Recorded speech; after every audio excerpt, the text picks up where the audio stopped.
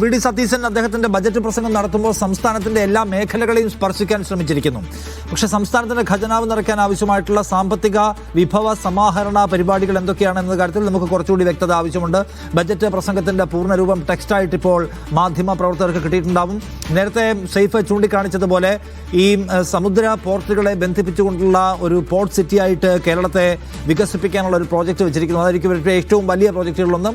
മറ്റൊന്ന്, കേരളത്തിന്റെ എല്ലാ സെക്ടേഴ്സിനെയും എല്ലാ സെക്ടേഴ്സ് എന്ന് പറയുമ്പോൾ എല്ലാ ജീവിത മേഖലകളെയും എല്ലാ ഭൂപ്രദേശങ്ങളെയും ഒരേപോലെ സ്പർശിക്കാൻ ആവശ്യമായിട്ടുള്ള ഒരു ബാലൻസിങ് ഇതിൽ കീപ്പ് ചെയ്തിട്ടുള്ളത് കാണാൻ പറ്റും. മലബാറിന് സവിശേഷമായിട്ടുള്ള പദ്ധതികൾ പ്രഖ്യാപിച്ചിട്ടുണ്ട്.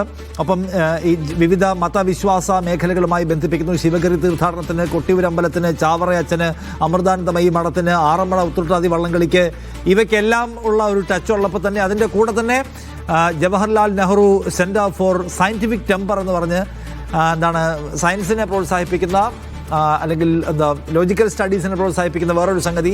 അങ്ങനെ എല്ലാ കൈൻഡ് ഓഫ് ആളുകളെയും അഡ്രസ്സ് ചെയ്തിട്ടുള്ള ഒരു പരിപാടിയാണ്. ഒപ്പം കൂടുതൽ ആരോഗ്യ മേഖലയിൽ കൂടുതൽ സ്പർശം കാണാം.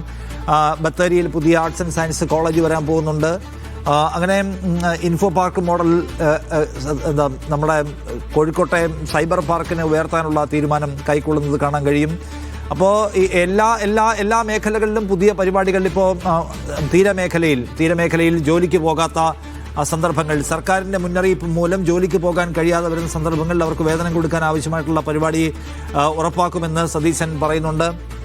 75 രൂപ മണ്ണെണ്ണ സബ്സിഡി ഉയർത്തുന്നു. റബ്ബറിൻ്റെ താങ്ങുവില 50 രൂപ ഉയർത്തി 200 നിന്ന് 250 ഉയർത്തുന്നു. വയനാട്ടിലൊരു ട്രൈബൽ യൂണിവേഴ്സിറ്റി സ്റ്റാർട്ട് ചെയ്യാൻ പോകുന്നു.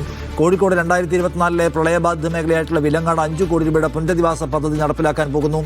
അപ്പോൾ ഇങ്ങനെ വിവിധങ്ങളായിട്ടുള്ള ജീവിത മേഖലകളെല്ലാം സ്പർശിക്കുന്നു, വിശ്വാസ മേഖലകളെ സ്പർശിക്കുന്നു, ഭൂപ്രദേശങ്ങളെ സ്പർശിക്കുന്നു. അങ്ങനെ നോക്കിയാൽ അതൊരു വെൽ ബാലൻസ്ഡ് ആണ്. പക്ഷേ ഈ ബജറ്റ് എന്ന് പറയുമ്പോൾ ഈ ബജറ്റ് പണം കണ്ടെത്തുന്ന എവിടെ നിന്നാണ്? കേരളത്തിൻ്റെ നഷ്ടപ്പെട്ട സാമ്പത്തിക ആരോഗ്യം എന്ന ഇവരുടെ ആരോപണമുണ്ടല്ലോ. അതിനെ ഇവരെങ്ങനെയാണ് സെറ്റിൽ ചെയ്യാൻ പോകുന്നത് എന്ന ക്വസ്റ്റ്യൻ അവിടെയുണ്ട്.